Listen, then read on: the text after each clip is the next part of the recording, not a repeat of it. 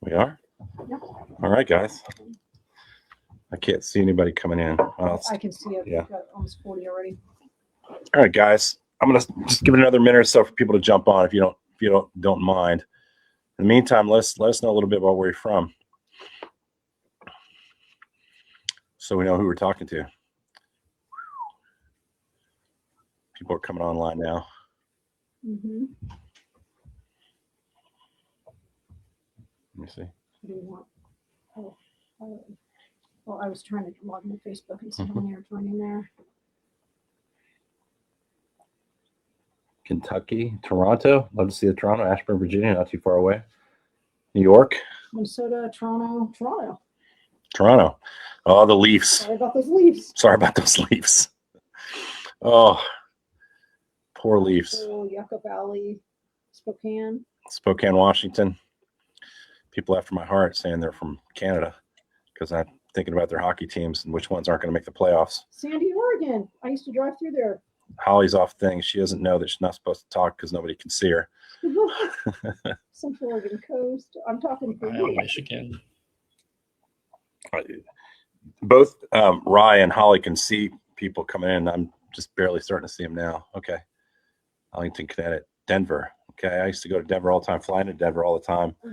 On my way to Boulder every weekend for 3 years to see friends there.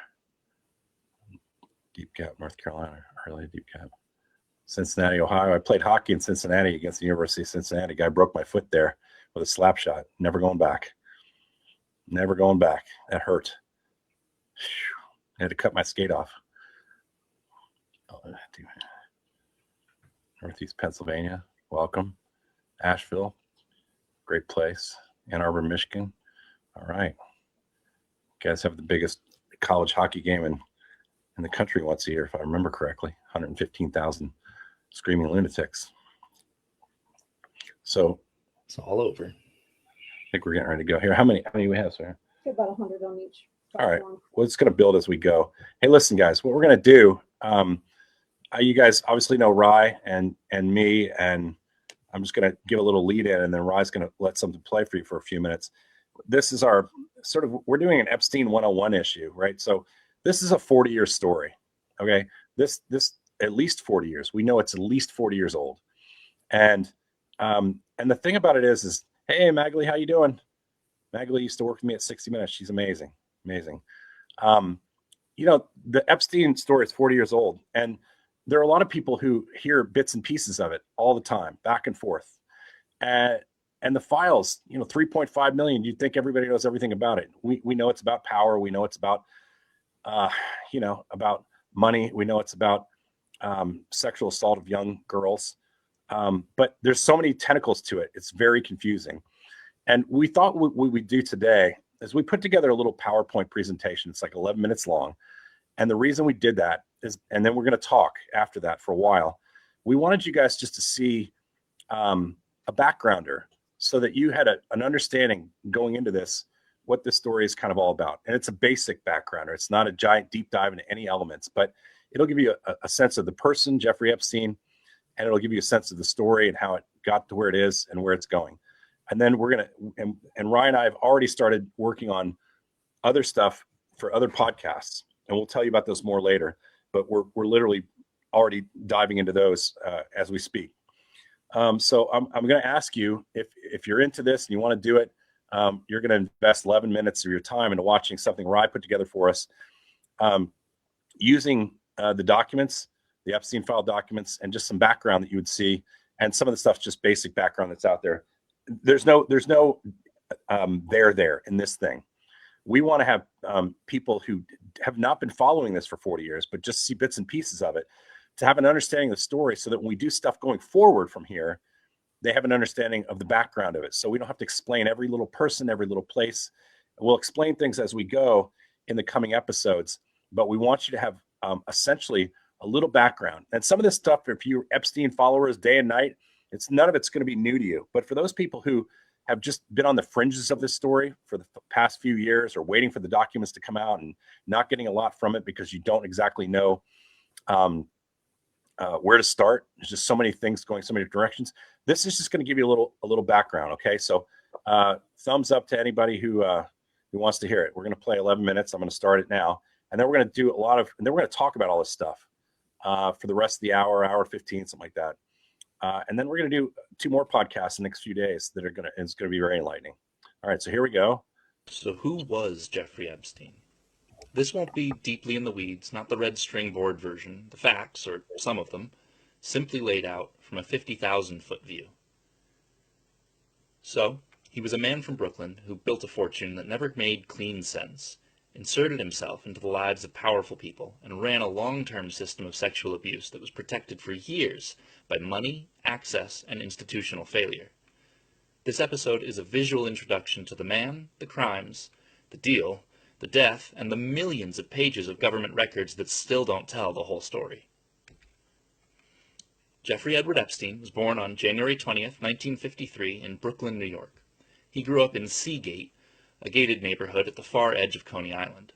His father worked for New York City Parks. The origin story wasn't glamorous, it was ordinary. That matters because almost everything that came later was built as image, theater, and access. He didn't finish college. He attended classes at Cooper Union, studied at NYU's Current Institute, and left without a degree. Then, in 1974, at 21, he landed a job teaching at the Dalton School in Manhattan, one of the city's most elite prep schools. From there, through wealthy parents and social connections, he made the leap to Bear Stearns, the large investment firm that failed during the 2008 financial crisis. Epstein liked to present himself as a financial mastermind. The paper trail makes him look more like a social climber with exceptional nerve. Arguably, the most important known relationship in Epstein's financial rise was Leslie Wexner, the billionaire retail magnate behind The Limited and Victoria's Secret. Wexner employed him as a personal money manager and gave him extraordinary authority over his affairs, including power of attorney. Later reporting established that Epstein's circle of wealthy clients wasn't limited to Wexner. Leon Black, for example, paid Epstein vast sums for tax and estate planning. The exact origin of Epstein's own wealth remained murky for years, and that murk does not appear to have been an accident. This was 9 East 71st Street in Manhattan, long described as the largest private residence in the city. It wasn't just a rich man's house, it was a status symbol, and it became one of the main sites associated with Epstein's abuse. The mansion was part fortress, part showroom, and part crime scene. Inside, federal investigators documented a house wired for observation. One of the most infamous images from the file release shows a wall of surveillance monitors. In Epstein's world, privacy was for him, not for anyone around him. The architecture of the place tells its own story. Even before you get to the testimony, the house looks like control. In the entry hall, this marble hall, the scale, the theatrical excess, all of it helped sell the illusion. Epstein cultivated wealth as camouflage. He wanted people impressed before they started asking questions.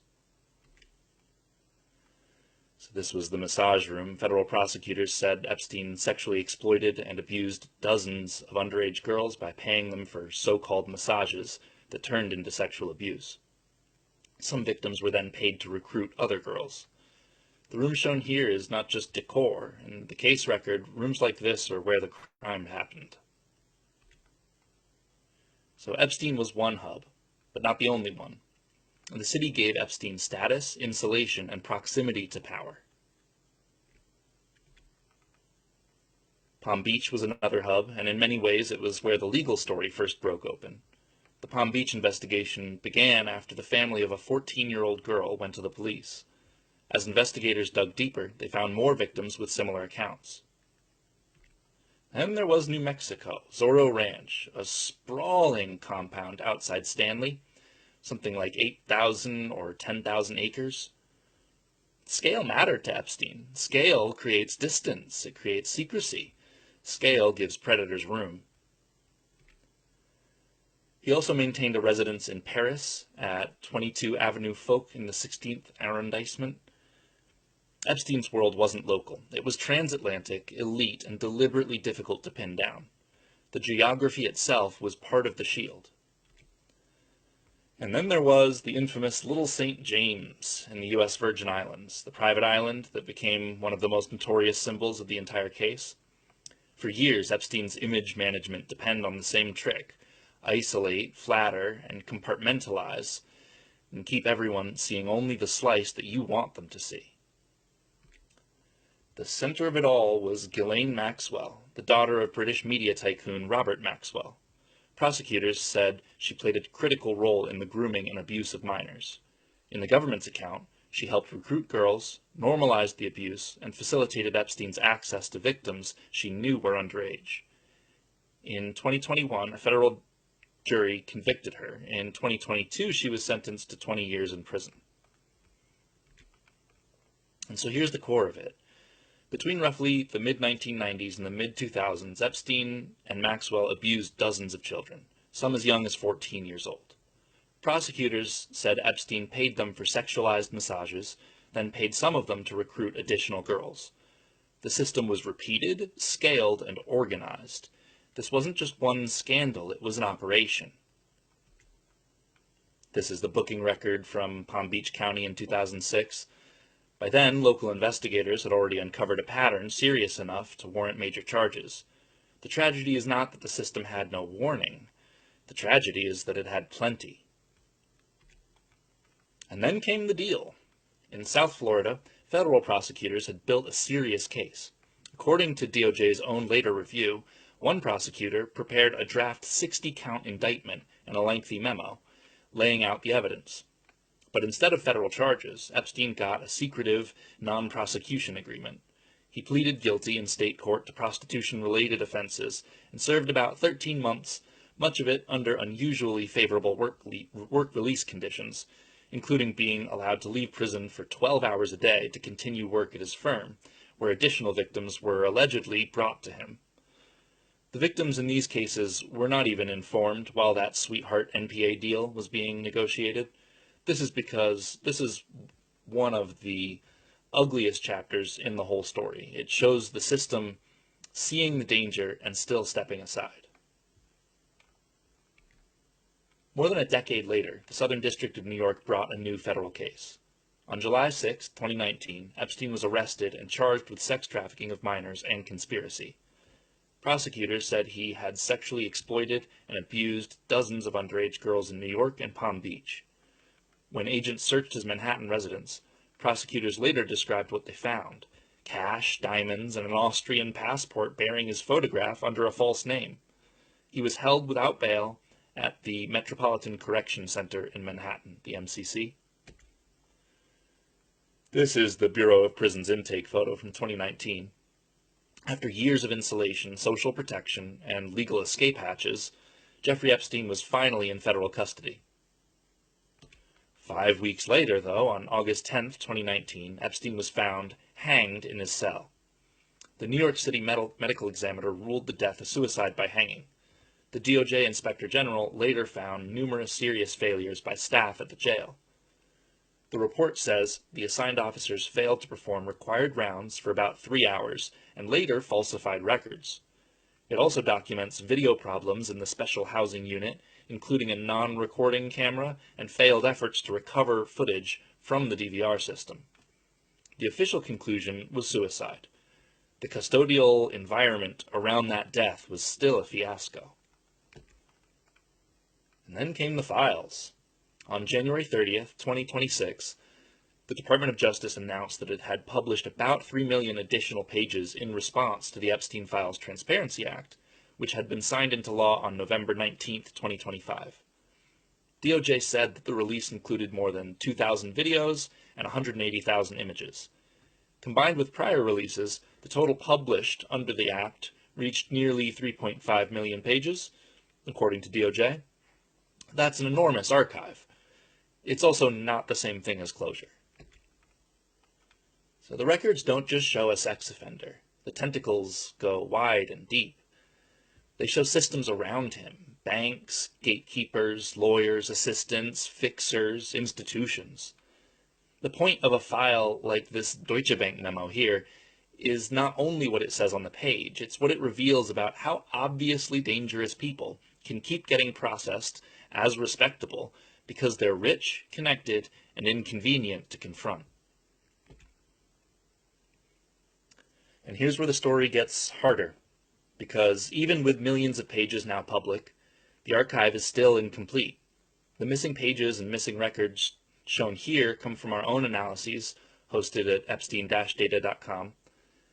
These are not DOJ's summary numbers. There are numbers derived by comparing release structures, gaps, removals, and inconsistencies across the production. Other analyses from other organizations have concurred on the scale here, but the exact figures are often different. That matters because the archive and its handling tells a story, but it's still a damaged story. The public now has far more than it ever had before. It still does not have everything. For the official baseline, DOJ says the published production totals nearly 3.5 million pages, but there were 6 million responsive pages to the EFTA. Our work asks a slightly different question.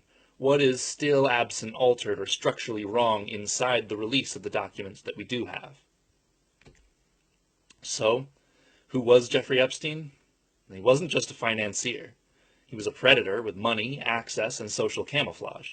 He built an environment where abuse could be repeated, outsourced, hidden, and protected. Ghislaine Maxwell helped him make that machine run. Prosecutors in one era cut him a deal. The prosecutors in another finally charged him. He died before the trial. And now the public is left with millions of pages that reveal a great deal and still leave crucial holes. That's why asking questions of this archive matters, because the story is not only what's in the files, it's also what power managed to keep out. So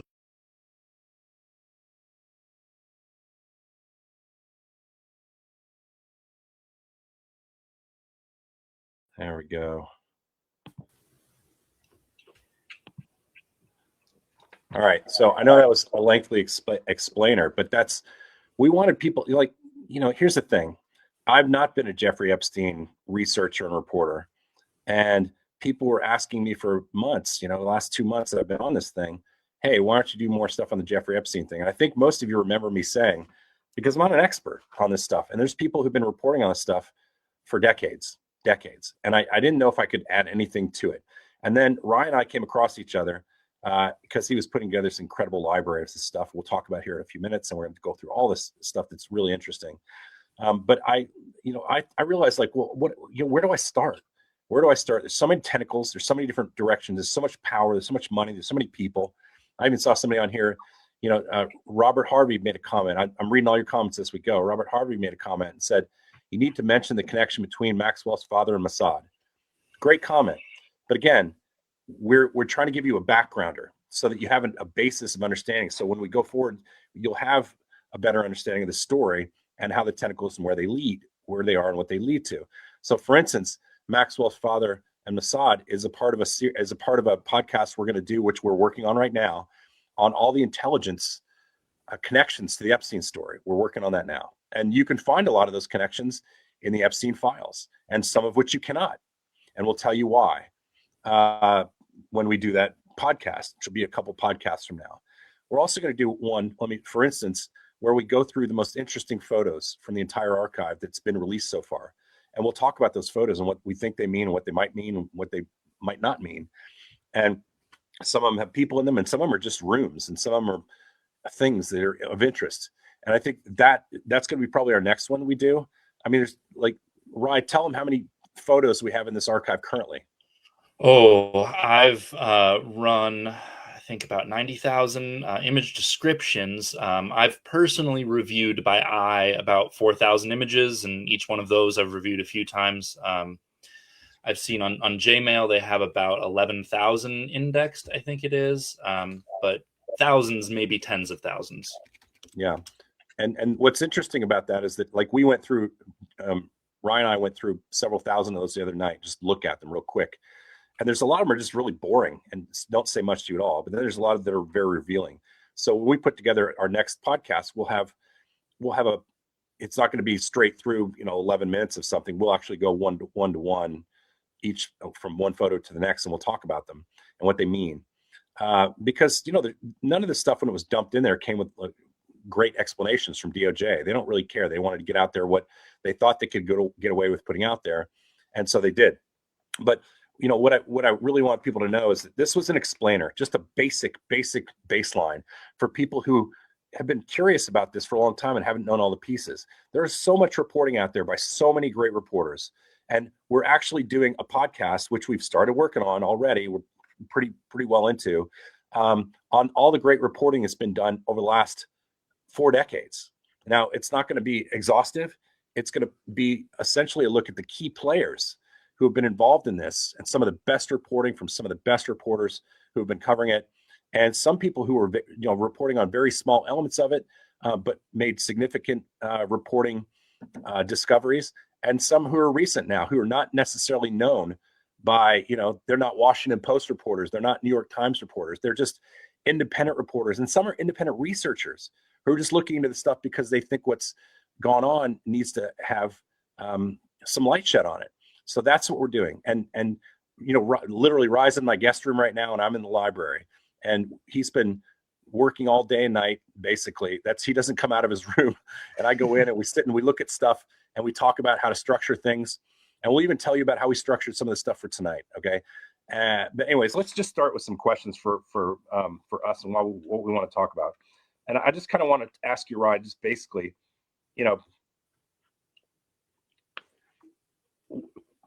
let's explain first what Epstein-data.com Sure. is. Okay. So anybody real quick, if you want to look at the work that Rye has done to get up to this point, and with just 1 month, go to Epstein-data.com. Okay. It's a free site. You can look at stuff on there. You can do research, journalists, curious people, and you can go through lists that he has that help tie things together for you. And that's kind of where we're going to start tonight. Go ahead, Rye. Right. So, they released 3 million pages, no Federal Register, no index, no table of contents. And that's a lot to go through. And I'm not the only one. There are other sites like this. Jmail is a good one for sort of showcasing some of the work. But I treated it more as an archival project and a way to fast track some of the work of investigators. So it's Epstein-data.com. And there are loads of different ways to search the files. My favorite probably is the Ask AI button. It's like a black chat box right when you get into the homepage. And there you can just ask anything. Like I see some of your comments that are going through, what was the Mossad connection, or, is he really dead? Maybe it can't necessarily answer that exactly, but what it can do is point you to the right parts in the library that might help answer some of those questions for you. It can't, find documents that don't exist, but it can at least run the searches for you. So all of the text is converted into a database that's about 17 gigabytes. If you're technically inclined, I have it open source on there, so you can download it yourself from GitHub, run everything locally. It's text only, no images. So you don't have to be afraid of any of the jump scares on Instagram or wherever, where you're scrolling through and all of a sudden it's a, description of horrible abuse or a really disturbing image. I wanted something that could help people without doing further harm. So this is the interesting thing about this is, and we've talked a lot about this. So here we have just to be crystal clear, we have a guy who's putting together the architecture, which is essentially the library to the Epstein files. One of many people doing it, but not a ton of people. It's not easy work. And what his background, Rye's background is, he's got a mathematics degree, undergraduate degree. He's got an undergraduate degree in physics. He's got a doctorate in computer science and computer programming and engineering. Okay. And so he's a smart guy. And then you've got a guy like me who's like, barely getting out of high school. You know what I mean? It's like, yeah, what's this dumb guy doing? And so what's works for us really well is that I don't understand all the tech stuff that I'm learning it, by the way, because she's all over me with it all day long. And I wanted to understand how I could better, I'm a good journalist. I can pry into the information of it, but how do I get to it all? And how do I make sense of it?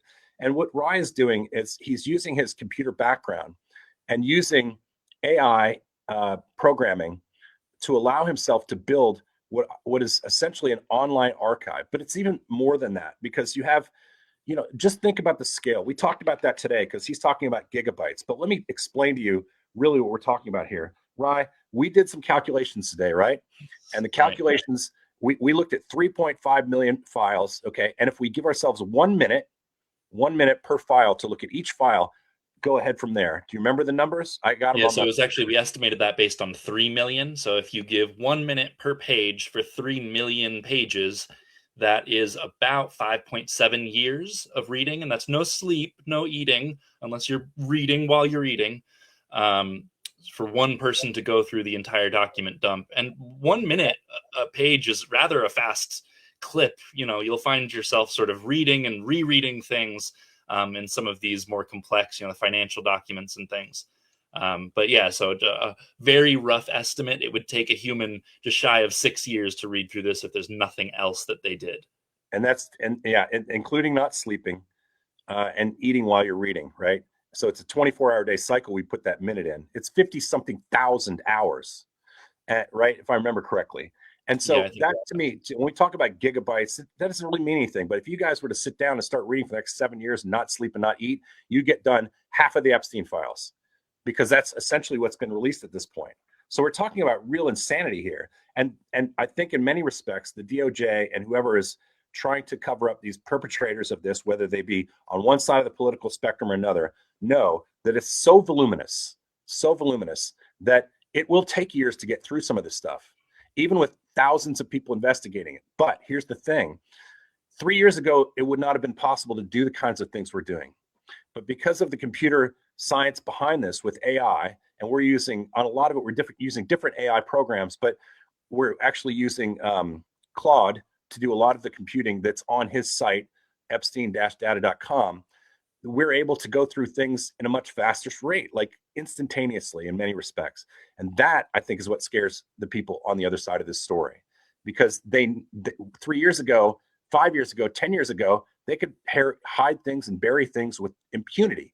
And now you can put in a name and it'll show you every document that comes up with that person's name in it. You can search for people in this library that he's created.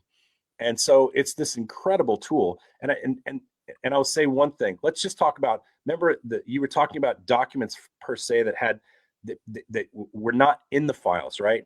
So there's some things that are not there and you find sequentially. And then let me give the analogy of what I think that is, what it means.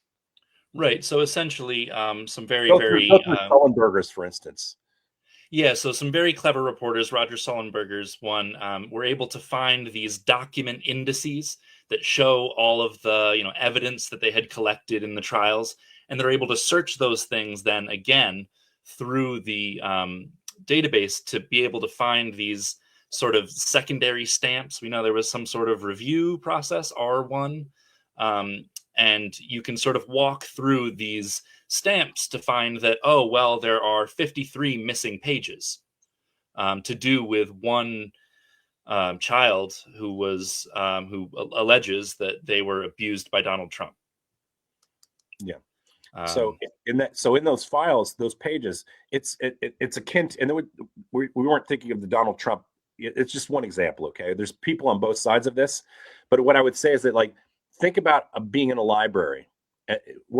Many of us here I know my audience, we're all old people and middle-aged people. Think about when you go to the library and you're looking for a book and you go down to that index file or on a computer and you're looking and it's all under the Dewey Decimal System, right? And you go up you find the right section of the library, you go to that shelf, you look on the shelf and there's like, that book is normally right there, but if it's not, it's missing, right? And so we know from the files that are missing, because there's a sequence to them that can be defined through this archiving that people are doing, like Rye. So you can see those sequences. And then if you go in a file, you might see pages missing from that file that you didn't know were not there. But when you open the book and it says page 29, and then it goes to page 64, you know that those pages might be missing, right? Is that a fair analysis of what? That's a good analogy for sure. It's not that exactly pages are missing from the PDFs. It's that whole PDF files, the whole book is missing for certain books in the library. And you're able to tell from the other books that, in fact, those should be there and likely what they contain. Right. And so we're seeing real examples of that across the board. And we know that, like, you know, I guess my question to you would be, let's start with what surprised you the most when you started looking at this stuff about a month ago? This is right, like, people have been looking at this stuff for years. You've been looking at it digitally with the science behind it for about a month. What did you start thinking was the craziest stuff? I think, the scale of it, and all the connections, the fact that people had known about about Jeffrey Epstein and his dealings for years, decades maybe, and nothing ever happened. Not really. No, that sweetheart non-prosecution agreement that we talked about in the video, but the connections, the money, the mystery. There's all these crazy conspiracy theories you see on Instagram. I think is a big, big one there that has a lot of those being shared around. And you don't need to go that far. You don't need to say, oh, they're eating the babies or whatever. There's real crazy stuff in there before you even get there. Yeah, and also, to me, what strikes me is, as you look at 3.5 million files, you think, well, that's a lot of material. But it's, it might seem like everything's kind of out there, but for one, it's not. I mean, you got 3.5 million files, and people think this is a huge amount of information. And you saw Pam Bondi, I guess, today, or was it yesterday? I'm losing my days. But essentially saying this is all that's going out. Everything else is protected. You don't need to see anything else. And what would you say to that in terms of what you think might still be out there? Oh, I think for sure that the very diligent reporters have shown now for sure, with not to get too into the weeds, but the interviews, the three FBI 302s they're called, the interviews that they performed with the young woman who alleges that as a child she was abused by Donald Trump.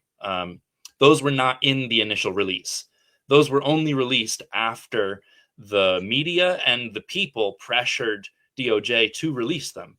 They released them quietly, but they did finally put 16 of those 53 pages up on the DOJ Epstein library. But we know, again, from the reporting of very clever journalists, that there are an additional at least 37 pages to do with that same accuser. And they're actually, by the way, some of those journalists are actually looking at the site you've created in the last month and you're helping their reporting through the library and the archive that you've created. That's, Roger Sullenberger cited my site in his initial article, which was exactly what I set out to do. I no one person could read all of this or investigate all of this, and that's not necessarily my skill set. Of course, even as the sort of librarian, as you will, I'm still reading books as I put them down on the shelf, and I'm shocked at what I see. But I wanted to spread out the pages in such a way that the people who are really used to doing these kinds of things, asking those questions, would be, accelerated at least. Yeah, and I think I'm going to keep giving some people reminders. This presentation that we showed at the beginning, if it flew by too quickly for you, because it's kind of moving fast and it's PowerPoint, maybe you can't read something, maybe you want it on a bigger screen. That's gonna be both living on my Substack, and it'll also be on Epstein-data.com Rye's page. And are you also going to put it up on your Substack as well? We're trying to put it every. I think we set it up now; it'll go automatically, but that's the plan anyway. Yeah, and I think so. Let's move on to the next thing. If you go into this thing right now, how do ordinary people? We know journalists are using it and knowing how to utilize it, and you're teaching people. Part of what you're trying to do here is to teach people how to do this research on their own, because we can't possibly do it all on our own. And I think even if you look at the historical scale of the journalism that's happened in the last 40 years, you'll find there's been no one person who's been breaking all these stories. There's been a myriad of people who've done it over time. There are some standouts for sure. Like Miami Herald has done a great job. You've got a lot of individuals done a good job. You even had my friend Craig Pies, who did the story on Brunel originally on 60 Minutes, long before I worked there with Diane Sawyer, which exposed the modeling network that he was setting up, which Epstein eventually ended up using. So there's stories that go back even further than the Epstein connections themselves. And all those people have done a great job of uncovering it. And the thing you were talking earlier to me today about how this story has been kept alive. So maybe talk about that a little bit. Yeah, if you're feeling like you're late to the party, don't worry. It's better late than never.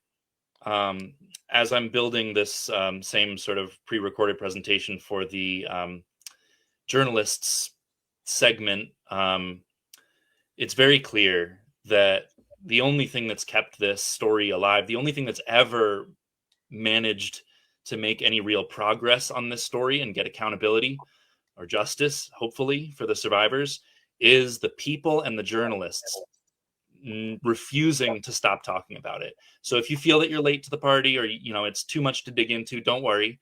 There are great materials on this. There's documentaries, loads, decades of reporting, and you can ask my website about the documents in this 3 million document dump. It's so important that we just refuse to stop talking about this. This cannot be a story that gets killed or suppressed or pushed down yet again. So, and the thing I'll also say is that, Ryan and I talked about this a lot, and we want you guys to understand that we believe everybody should know that this is a story that crosses political lines. There are people that wear blue hats and there are people who wear red hats on both sides of these equations.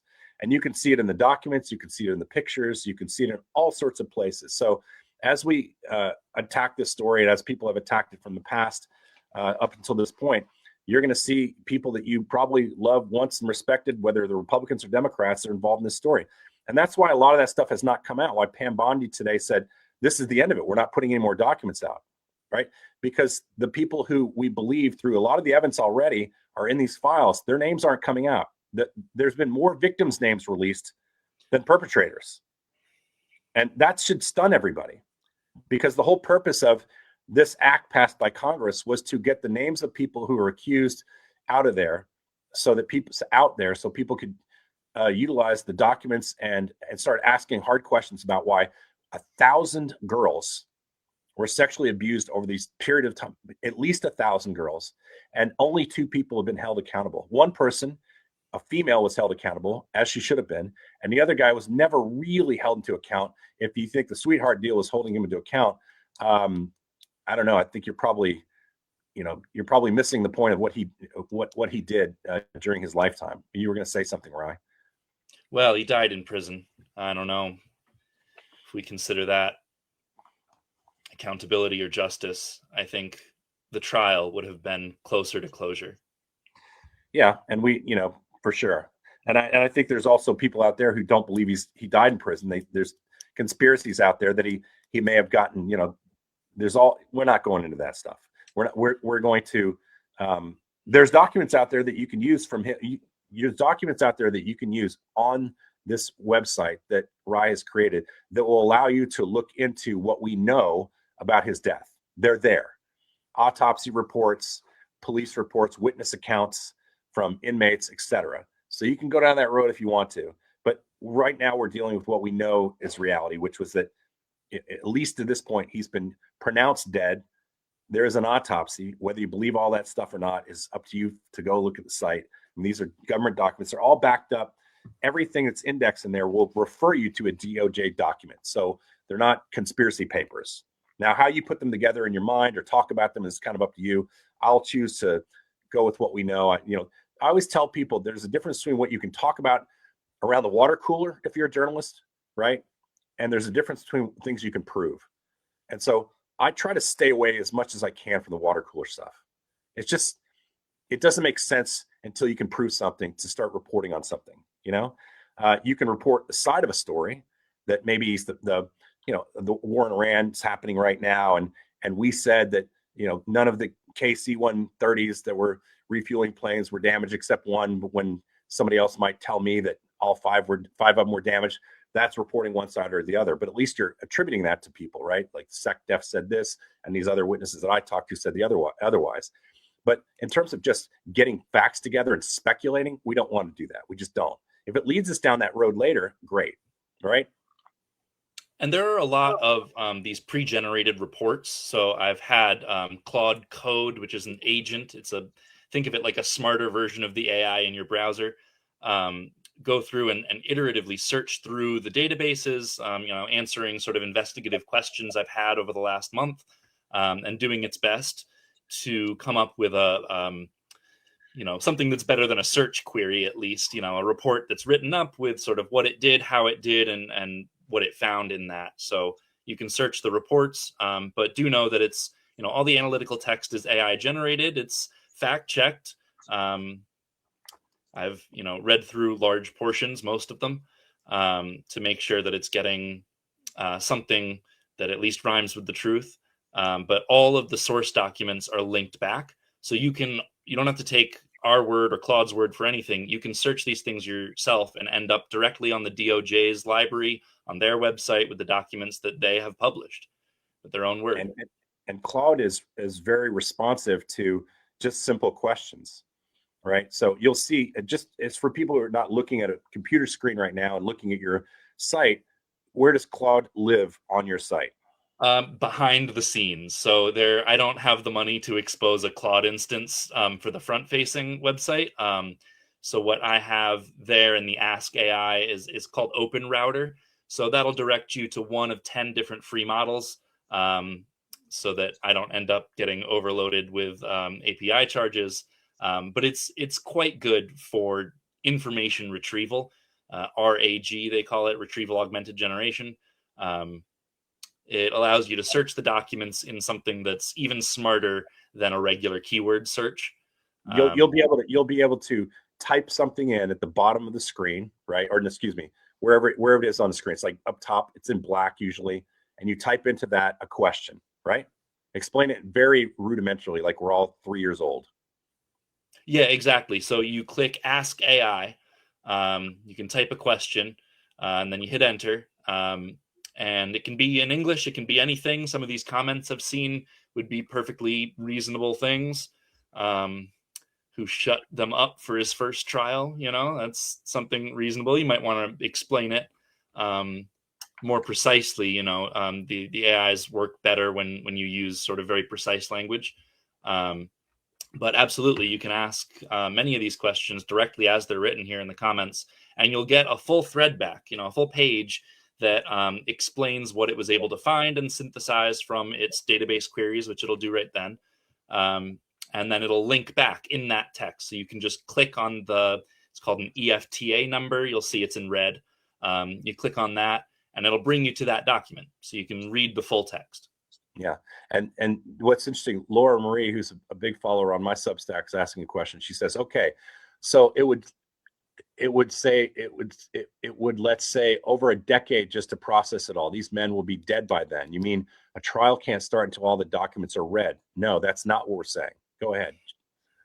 No, not necessarily. I mean, that's the beauty of living in the age of AI. We don't have to sit down and read every single document word for word, because we can cast a wider net, maybe a more specific net. And people like, Roger Sullenberger had been searching in the website in order to cast such nets and find specific lines of inquiry that expose inconsistencies, shall we say, in the DOJ's story of their handling of the Epstein files. So let's just give one example of Roger Sullenberger's work, which, by the way, if you aren't following him, he's doing some amazing reporting. In this particular case, he came across an FBI interview, right, that the FBI had done with this young girl who's now older now. And in the interview, he had figured out through the sequencing, I guess, of these documents that there was missing documentation by looking at the stuff on your site. The master index of evidence referred to 4 interviews, 4 302s that should exist for this particular accuser. And we could only find one of them. I may be doing the explanation there, no justice, but essentially that's my understanding. He was able to find that there were 3 documents missing based on the indexing of how they sequentially were supposed to be arranged. That's my understanding. So they sort of walk forward these secondary stamps and are able to identify that this section must be all to do with right. And then by deducing that, they realized that there were 3 FBI interviews with the same witness that had been withheld. And it so happened to be in this particular case, it was Donald Trump's stuff that this woman accused Donald Trump of. So the FBI at one point said, hey, we want to interview this woman. They interviewed her, and then they interviewed her 3 more times, but for some reason, those documents weren't in the files. And he made the argument, and then they came back, is that right? And put some of that stuff back in. They did about 2 weeks ago now. Quietly, they had 1,046 pages came up across 23 documents one afternoon. I think the 5th. Among those were those 3 missing interviews, which were 16 pages out of the known 53 that are missing. So if you do the math there, that's 37 pages that are still missing. They're teasing those pages out slowly, right? They're teasing those pages out slowly. And that's what I think, by the way, I think that's what's going to happen between now and the end of this political 3-year period we're still in with the Trump administration. And it may happen in other administrations, by the way, because there's a lot of powerful people here. And some of those powerful people are big political donors, or billionaires, are friends of the current president, a future president, perhaps, we don't know. Past presidents, perhaps, we don't know. But as the files start coming out, you've got 3.5 million, and it's kind of like it's going to be inverse. You're going to see, as you get closer to the more interesting information, it's going to get harder and harder to get, and it's going to start coming to a point at some point where, that's why Pam Bondi right now is here, and she's like, no more is coming out, and the best stuff is right here above the line where she said no more is coming out. The best stuff that would allow us to understand the story in a whether somebody is guilty of something or not. We do not know certain parts of this story, many parts of the story, because they will not release these files.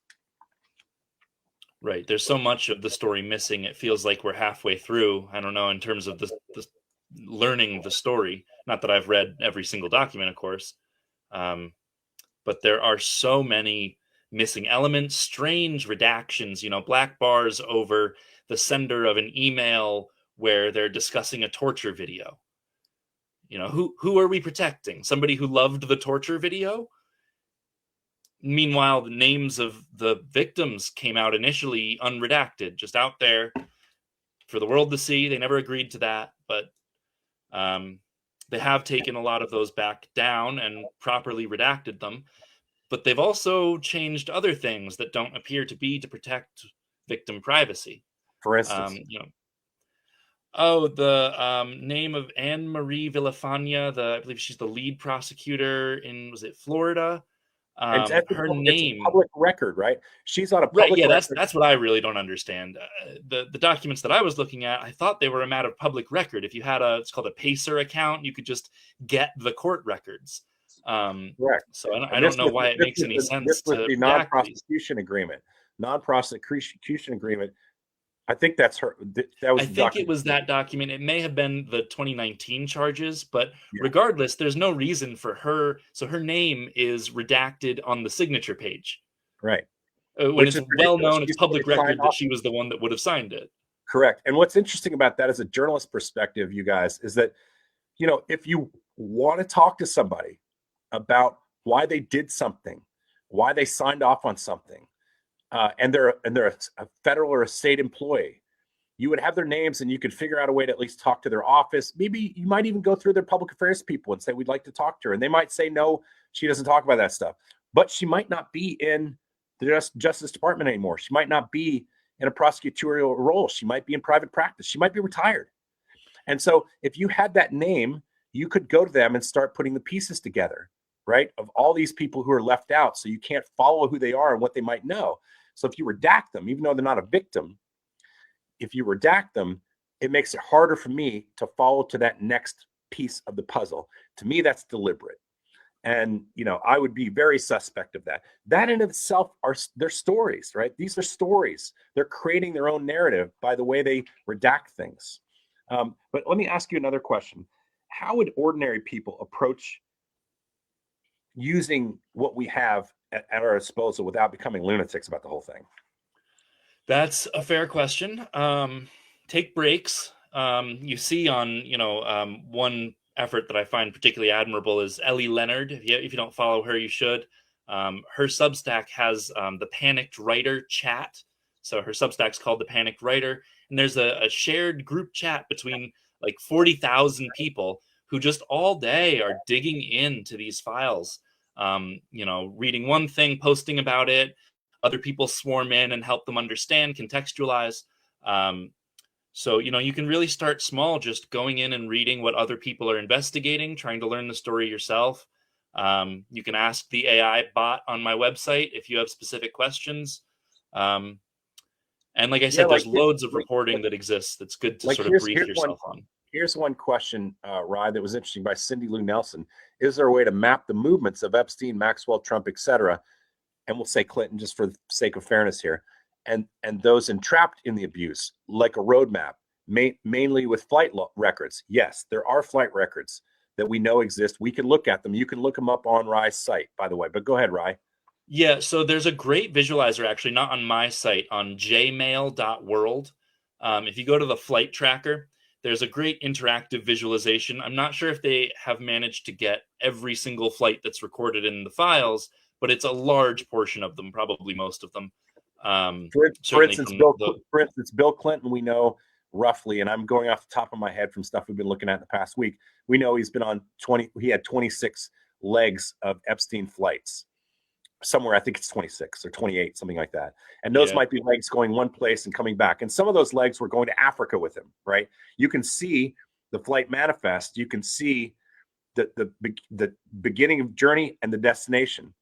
And so you can look him up by name on flight manifest. You can literally go into the AI, type it in. Please tell me how many times Bill Clinton was on Jeffrey Epstein's plane. Just say it just like that.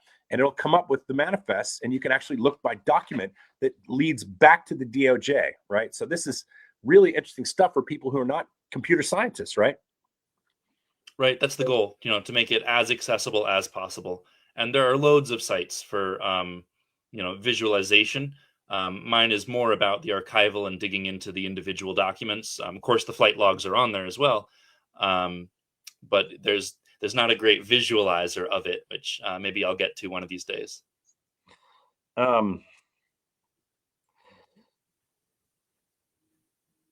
Sorry, I'm just looking at something here, and my handwriting is messy.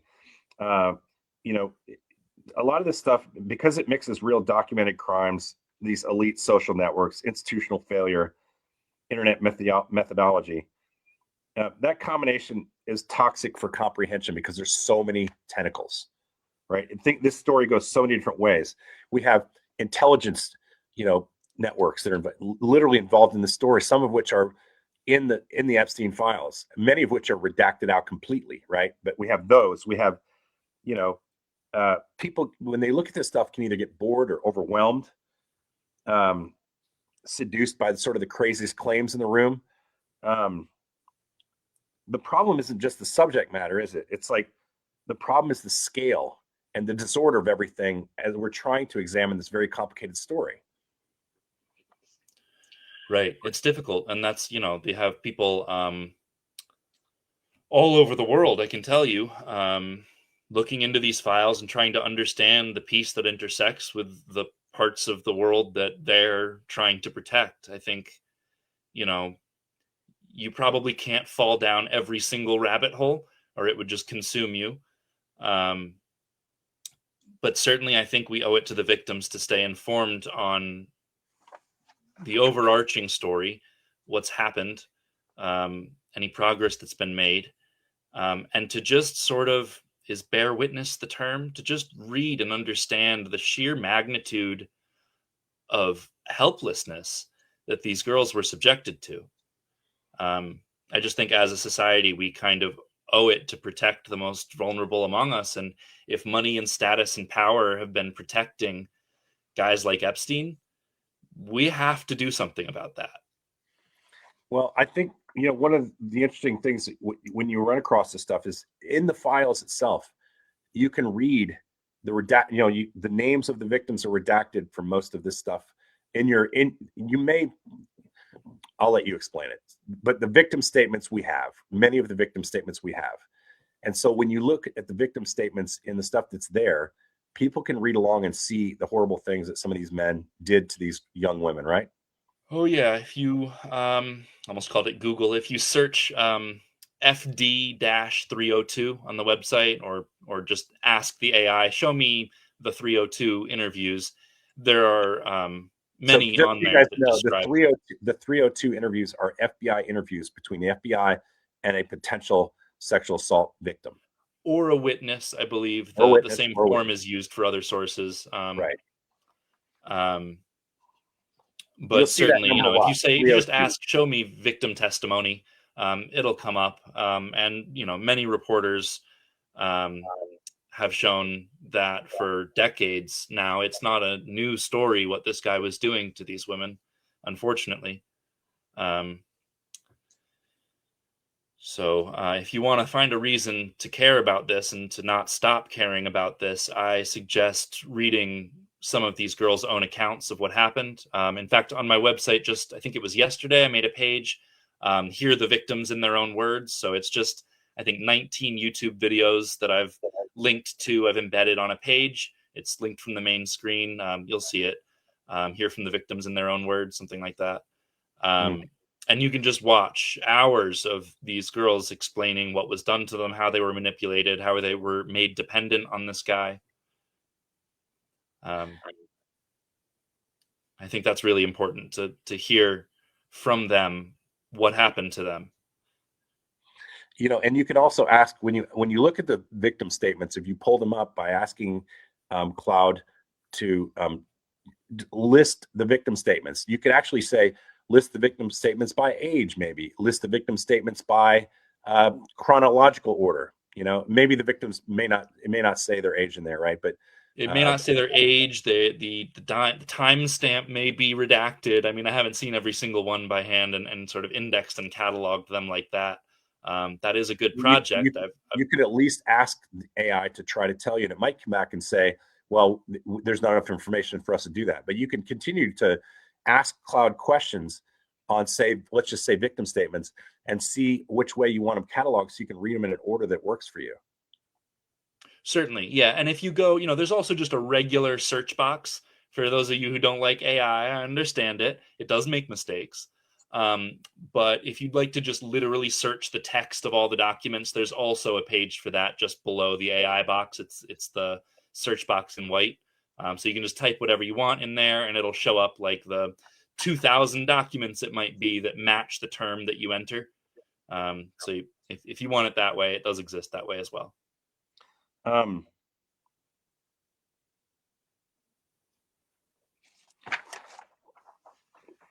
We're going to have a separate probably thing on this, but there's so many things in here that relate to institutions, because we're not just talking about Jeffrey Epstein and Ghislaine Maxwell. We're talking about all the infrastructure around them that supported that. And there's a story here that's a sexual assault story.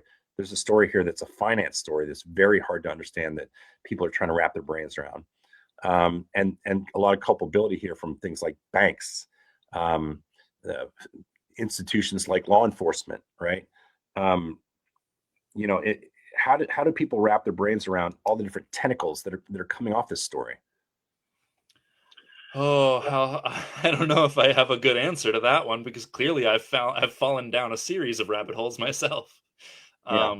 I mean, the documents, they remind you that predators, or those who protect predators, are kind of everywhere in the story. It's not just the predators themselves.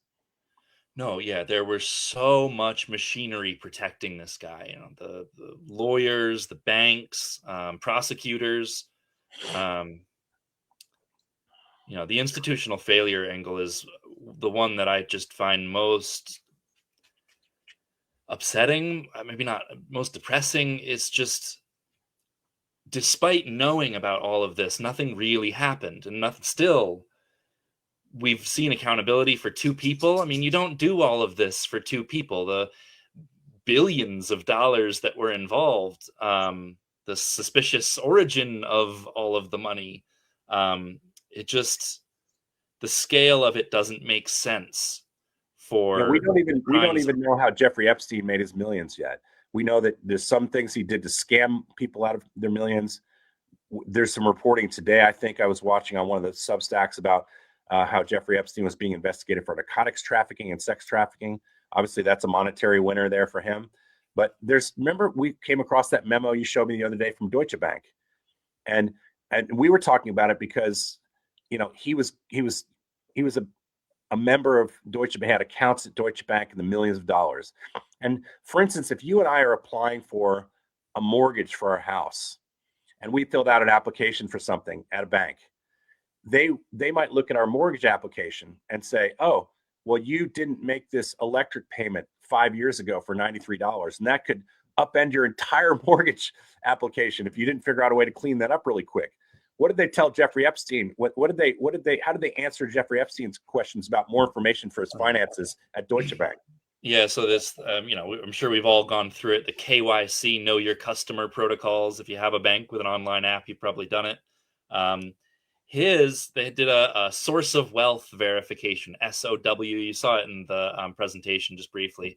And it looks to me that email was trying to finally expand the entry for Jeffrey Epstein, which just read, Jeffrey Epstein is a billionaire. He has $4 million in the Deutsche Bank account or something like that. That was their explanation of how he got his money in their KYC. Their mandated.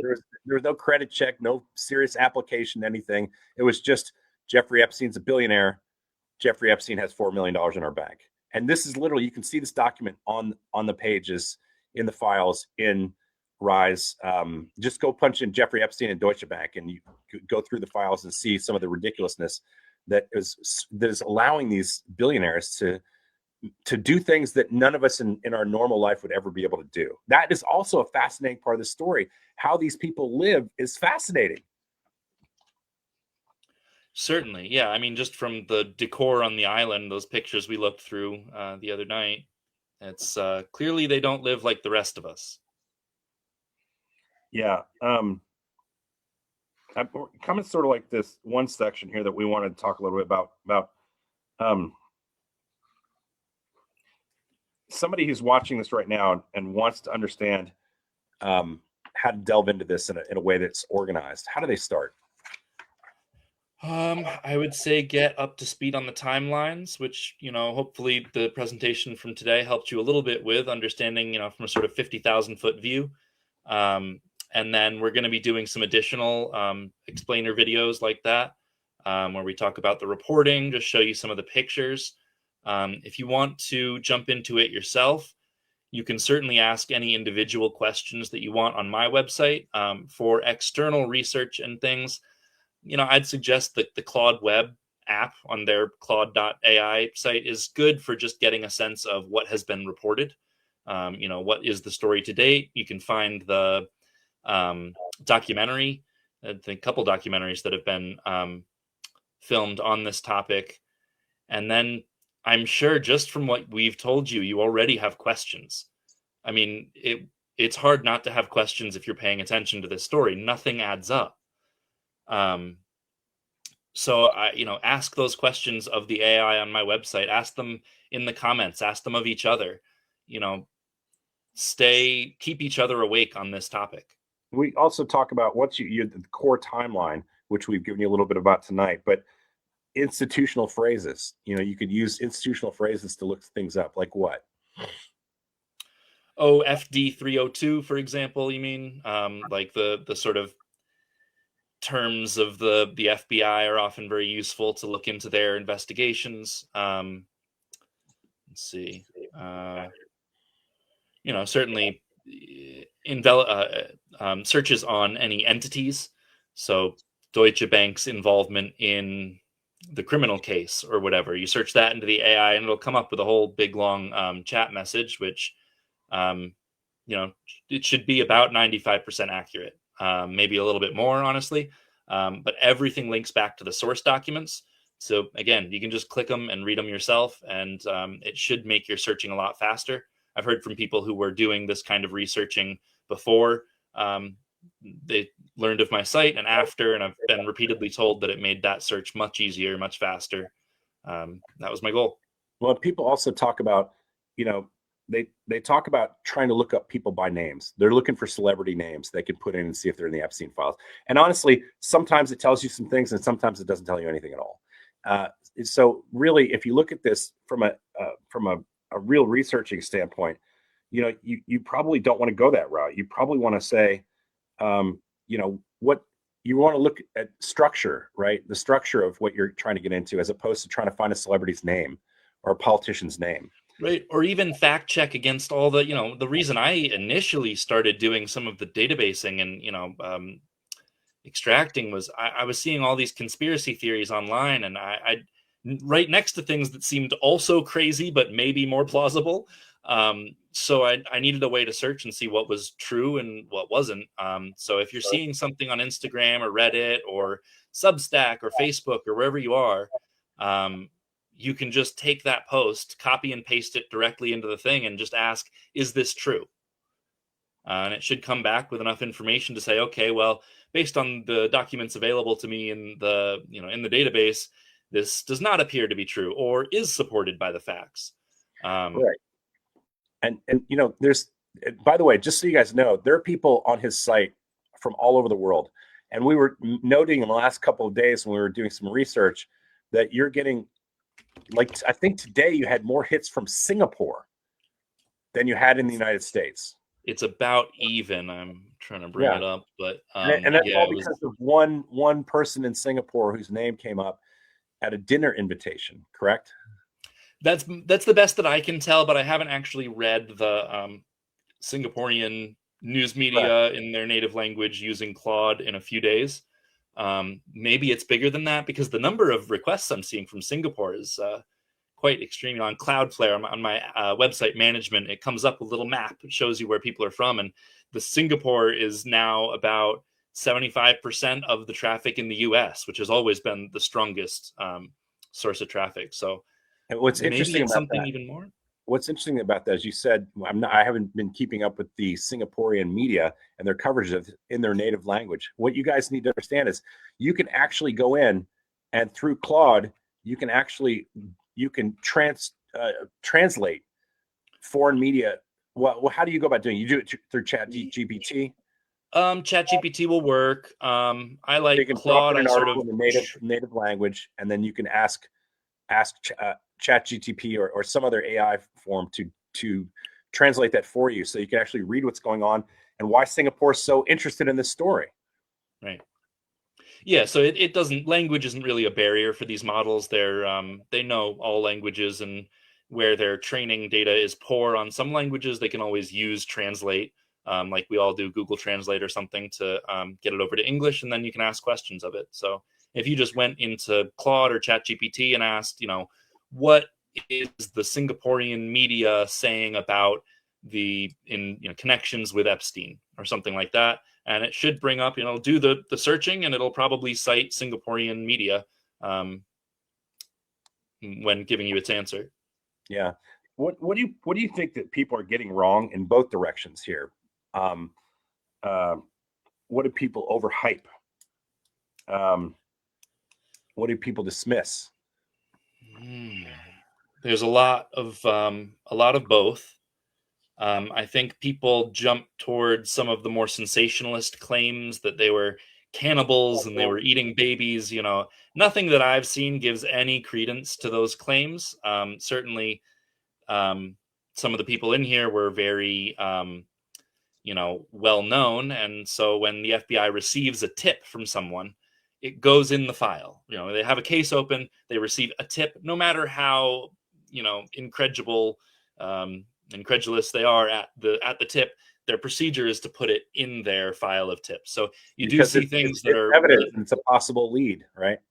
Right, exactly, which their protocol, I believe, says they've got to follow down if it can possibly lead to any more information. So a lot of those things are included in the files, and you should look at the date of anything that you're reading, if the date is available, to understand and contextualize where the case was by that time when that document came out, or when the FBI received that tip, or whatever it may be.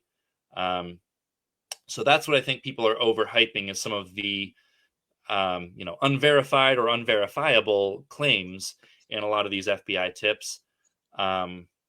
What people are missing, I think, is, and the reporting is so good on some of this stuff, but it's just a lot of material.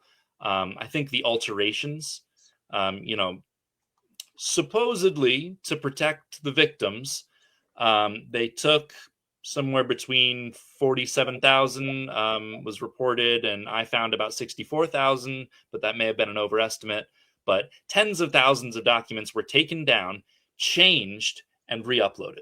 And you actually can track those because you had the originals from when it was put up, and then you cross-reference it with the ones when they were put back up to see what those redactions are. And you can ask Claude to give you a list of the redactions of the ones that have been changed, right? Right. So a lot I did do, and on my website, you'll see under the reports, there's a DOJ alteration analysis, I believe is the title. There's a way essentially to see if the two files are identical to the byte level. You can mirror those files, right? Right. So yeah, all of the ones that have been changed have a link to, it's not my mirror, it's another one I found that hosts the same documents that I have. So if it has been altered, in most cases, I put up a little mirror link so you can go view the original next to one another. There are some caveats in that, as a lot of these documents that DOJ altered and put back up were, victim privacy. They recognized that they were publishing the names of victims who did not wish to be public, have never been public, and those names were published by DOJ in January. So a lot of the documents altered were indeed for the proper purpose of protecting those victims. But there are other ones that are simply not easy to explain how any of the carve-outs in the Epstein Files Transparency Act would allow that. There are a few narrow carve-outs, national security, protecting victim privacy, images of death or abuse. But some of these, names of the government officials and prosecutors that were involved in emailing back and forth, there's no reason for those to be redacted. And there's certainly no reason to take the documents down, redact those names further when we all already have those names, and then put them back up. They're not staying ahead of the story that they're releasing. I really don't understand it. Yeah. I hope I understand it one day. Well, I mean, the other thing that we were just talking about is you had, some of these documents that were pulled down and then put back up. I mean, you and I, since you first arrived, we started asking. This is a great example of what you can do with Claude. You can ask, I'm a big fan of the Freedom of Information Act, and I spent a career getting documents from the government that the public has a right to know and see. And there are specific reasons that you're allowed through FOIA to apply for things. And there's specific reasons on the government side that they can redact things or not release certain things. There's exemptions, 9 exemptions is what I remember. And so some of those things are for national security reasons. And they have to tell you when they reject you for a FOIA request what the reason is. And if they take something out of the document, they have to explain what they've taken out of the document so that you know the reason that particular part of the document has been redacted. They can't just give you a closet reason for it. And usually it's names or identifiable information. And if it's not that, it's probably going to be a national security issue, right? That they claim that those are the biggest reasons. Anyways, what Ryan and I have done, just so people know for the fun of it, is we've asked Claude to find holes in the FOIAs where people have not recognized possible holes in the story, that you might have a very good chance if you applied for a FOIA to get those FOIAs approved. And so we've asked Claude to help us with that. And Claude came up with a list. It's something reporters would spend weeks on. And then we said, well, here's what we want you to write in the FOIA requests. And we told Claude what we wanted written. We told it to cite the law, which is what you always want to do when you write a FOIA. We told them that we wanted, for instance, this to be, it's a media request. So we're asking them to waive all fees. We're asking them to expedite it because it's in the public interest. We're not a commercial entity. We're not lawyers, for instance, who are in discovery. And so we can go through what I know to be the smart things when you're requiring FOIA requests, and we can have Claude literally on our behalf, on behalf of Ryan and myself, write like 20 FOIAs. And we can then get those FOIAs, go back over them, make sure they're done properly, and then we can find the right entity. We can ask Claude who the entity is at a particular agency that we want to request the FOIAs through, find that information for us, and then we can then put that on the letters and send them out. It's something that as an investigative reporter, I can tell you, you could go through a couple FOIA requests and it might take you a couple days to get it right. And the speed by which Claude can help you do this and facilitate this stuff with you as the person overseeing it is 20 times faster than I could ever do it. And I would not know necessarily all the holes in this story through 3.5 million documents where we really would have a chance of success. And Claude can give you an estimate of where those places might be. Right. Yeah. You don't want to treat it as absolute fact or truth. It's able to accelerate things. It's able to point you in the right direction. At the current state of development for Claude in particular is one I've worked with every day now for at least 2 years, maybe longer. It is like somebody went to maybe 3 or 4 years of college for any subject you could care to ask, but just doesn't have a lot of on-the-job experience yet. But if you even ask an intern the right questions, you'll get great answers. So that's what we've been trying to do and draft these FOIA requests, find gaps in the existing FOIA requests that are in progress from other organizations, and look for things that we identify as gaps that have not yet, as far as we know, been FOIA'd. I see somebody asking. It's a Freedom of Information Freedom of Information Act. Yeah, it's FOIA. It stands for FOIA, the Freedom of Information Act, and it is a law set up by Congress that allows individuals, anybody, not just the media, but anybody who's listening to this right now, of 246 people on my Substack, you can write for documents that the government possesses. Because the thought behind FOIA is that these aren't the government's documents. The documents that are within the government's purview and being held by them are the people's documents. And the people have a right to know what's inside their documents if it is an understanding of how the government works and operates. And so there's some exceptions to that for various reasons. Privacy, for instance, could be one. National security reasons could be another. There's another exemptions. There's a number of exemptions where they can say no. But honestly, there's a lot of places where they have to say yes. And if there's a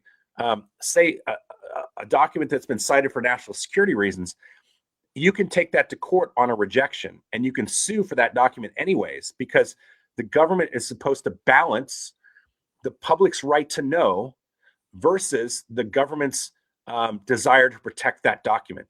And the FOIA law says the government is not supposed, if it's all things are equal, the public's right to know should supersede the government's right to protect it. If it seems to outweigh, and we could give you lots of examples of that, but like, let's say there's a congressman who's a spy and they want to protect that because they say it's classified. Well, the courts might determine that you're protecting a spy, and that could harm the country. And the government the judicial process might determine that that those documents revealing that person is more important to expose that person than it is to protect them through classified files. And so that's an example, for instance. And so you can always sue to try to get documents. The other is if they stall on stuff, there's a required time limit that they're supposed to meet through the Freedom of Information Act, whereby they have to give you an answer. And if they don't give an answer in that time frame, you can then assume that it's a rejection and take that to court and sue it, so you can speed the process up. And we've done this before in my job, and I've seen it done my entire career by other investigative reporters. And so when we are looking at things that are out there, we could potentially ask through FOIA to have things released to us.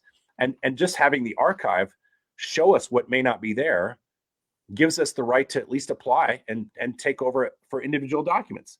Now, the one thing about FOIA that's interesting is you want FOIA to be utilized very narrowly, because if you ask the government, give me all the documents that say something, they can reject it on the basis that your request is way too broad and too voluminous. You also can't ask for something that doesn't exist. In other words, they don't have to give you documentation of something that doesn't exist. They don't have to make up a list of something for you.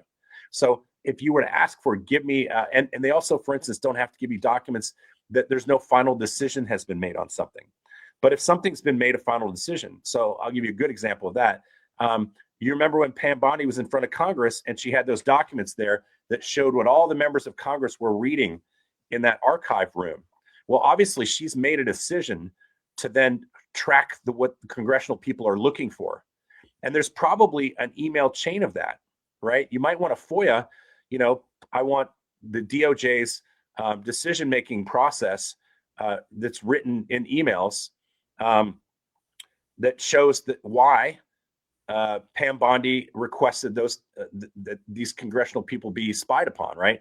And I'm just talking about, like, this is just bad language, but I'm saying if you put a request such as that in, phrased properly, and they made a decision to allow her to and the DOJ to do that, there's a very good chance you might win those documents through the DOJ in court, because she's never going to give them to you herself.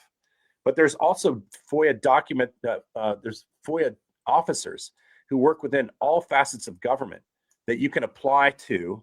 And those people are supposed to be independent of the agencies that they work in, so that you're going to have essentially an honest broker at that office. Now, right now, under the Trump administration, who knows in those offices, they might have fired them all under Doge.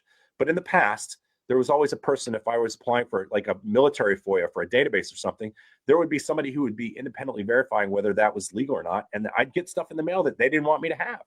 That's FOIA. Anyways, I'm sorry I talked so long, Rye, but no, that's a great explanation for me. I mean, I know vaguely what the concept is, but I have never filed formal FOIAs like you have. So it's great for me and the followers here. And yeah, I mean, we don't want to spam them with requests on the Epstein files, but we can certainly generate some really high quality targeted ones using the tools that we have. Right. And it's not just Rye and myself and other journalists doing it. You guys, if you start messing around in Epstein-data.com, I've had a number of you guys asking for that again, Epstein-data.com. You'll see all sorts of database material, lists of things you can use to explore all those multiple documents, and then you just go through those documents that it comes up with for you and start taking a look. I see Marcia Graham on here at 8:37 said, I would use AI. That's what they're using to find the information. Nobody's going to go through millions and millions of documents. I think that was the point of what we made, Marcia. You might have missed the beginning of that conversation. That's the whole point of what this archive is. You don't have to go through millions and millions of documents. You can have AI do that for you. And what Rye is a computer programmer and computer scientist and engineer. And he is building the architecture, the library that helps you to do that. And we're trying to explain to you guys how you can use that architecture that he's put in place to look through these things so you don't have to read millions and millions of them. Right. And we can do a video, even a short one at some point, just walking you through, where you click, what the physical ways are, so you can see it and hear our voice at the same time.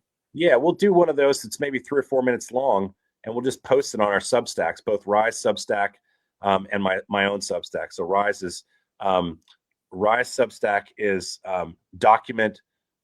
I'm sorry, Rye, my brain's fried. Document Zero. Document with Rye Zero. Howard Stone, but either one will bring you to me, I think. Do it one more time. I talked all over you. It's Document Zero with Rye Howard Stone is the name of the Substack. If you search my name, I think it'll come right up. Yeah, and it's Rye Howard Stone. Okay, yes. It's hyphenated last name. And then we'll put some of that stuff. Some of the stuff we're going to be doing these videos. We're going to be putting them on both Rye's Substack, Rye's archival page, and also my page. So hopefully you'll have enough places to look at those things. Rye, can you explain the difference between searchable archives and the way this topic usually gets discussed online, and why it's the difference between why it's so important? Well, you'll see a lot, and I understand where it's coming from, but you'll see a lot online of people that take one document and they show you the document and they read through it, and the next 30 to 60 seconds is just, wow, what could that mean? It's like, well, in a vacuum, it means nothing. It means that a piece of paper with some text written on it exists. Some of these documents are bigger smoking guns, but that's more about what they exist inside. What kind of document is that? Who wrote that? Who was it to? But I think, just what we see on social media is, I don't want to say it's more harmful than nothing, because certainly getting the voices, getting the stories of these victims out there is very important. And like I said, just not giving up on talking about it ever is something we all have to play a role in. But a larger archived project can allow you to get more context more quickly. So instead of looking at just one document, maybe you've seen that document on an Instagram reel or on a video or on a post somewhere. You can plug in that number on the bottom right, that EFTA, and then 8 digits. All the documents should have a stamp like that. And those are the DOJ numbers, essentially like what you would see as a Dewey Decimal number, essentially in a library. Right, exactly. That's sort of the numbers on the back of the spine of the book telling you where it goes in the library. So you can search that number on our website and say, what else can be connected to this? Or, can we corroborate this information from other documents in the body of work here? Super powerful tool, super powerful. And it'll come up with it in minutes. Yeah, I think the average, you have to give the free AI on the site a little bit of a bone there. It may take like a minute for it to respond. I've been looking at the logs today. Maybe if I get a whole bunch of subscriptions, I'll upgrade the infrastructure. I would like to do that, but it is expensive. But as for now, I haven't hit any limits as far as I can tell. Nobody has been denied from using the AI yet. It's about 1,000 people a day can ask a question of it. And I've only gotten up to about 500 in a day. So you should be fine to ask at will as much as you want. And then I'll deal with it if we grow beyond capacity. Yeah, I think just this is a reminder before we lose a bunch of people. Just remember that we're on Substack. I'm under From the Writer's Cabin. And we have free and paid subscriptions on there. And it's the same with Rye, who just started his paid subscriptions a week ago. He's doing, like, just so you know, he's literally living in my house, eating our food, feeding his dog food. And, he has no job. We're just digging into this stuff day and night. And it's a lot of work. So if, $5 a month or $50 a year for Rye Howard Stone's Substack, and you're supporting the work that we're doing, living together at the Writer's Cabin. And that's helpful because he's using a lot of that stuff for things like, AI material that he needs. He's using server space. He has to have apps to work on stuff that he's doing. So please support Rye Howard Stone on Substack, not just me. Do me a favor, cut my bro over here some help. $5 Starbucks once a month. You guys can do that. For these victims, it's actually helpful too, because this story gets furthered the more people know about the tentacles of this story. Rye, I want to ask you, this is a more personal question. The emotional toll this takes on you when you're looking at these documents day and night. Yeah, it's some of the most horrible descriptions of abuse, of failure of the systems that we've built to try to protect each other and ourselves and our children, the most vulnerable people in our society, just absolutely dropping the ball time and time again. I would encourage, if you are going to go through these documents, to limit the amount of time that you look at it each day. I would encourage you to maybe skip some of the pictures. Some of them are just haunting. We'll pick out some that are maybe less haunting to show you in, I think, the next episode. But reading the documents can be important. But again, don't just pour through it without breaks. There's people who do stuff like this for a living. They look at child abuse material in cases, like this one in the FBI. They're often subject to like mandatory maximum shift lengths. They can't work more than whatever it is, 4 hours or 6 hours at a time on this before they're required to take a break. Sometimes they have to do a debrief. They have to, talk with other people who are on the case about it. So what I've found is that the online communities, this sort of crowdsourced investigation, is maybe one of the more powerful tools, maybe the most powerful tool we have in today's age. I include AI in that list. AI can be a great facilitator, but I think the people are the power, and helping each other sort of contextualize and understand this information, to take breaks, to talk about it. That's the way to stay sane looking at all this stuff is, be with your friends, talk to other people, even if they're, people on the chat here, about what you're seeing, what you're understanding, what you're interpreting from what you're seeing. But just trying to pour through thousands of documents in a vacuum is not going to help yourself certainly understand very much. Leslie Grennan-Dean has a really good question. She said, since Congress has to share 4 computers at DOJ to see unredacted files, do they have AI assistance on those 4 systems? No, I don't think they do. Yeah. No, in fact, from Great what question, I've been able to Leslie.